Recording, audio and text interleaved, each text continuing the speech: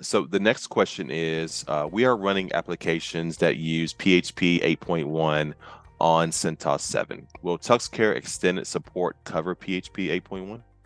So the CentOS 7 ELS services themselves cover the base version of PHP, which comes with CentOS 7, and that's 5.4.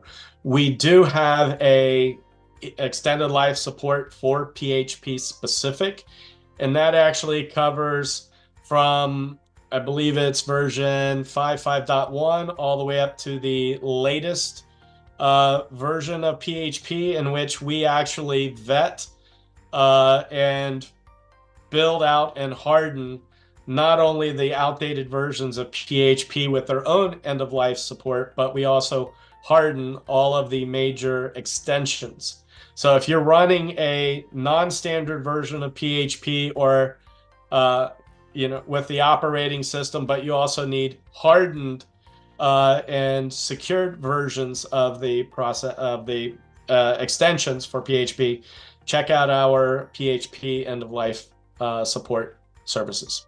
That's a good call out there.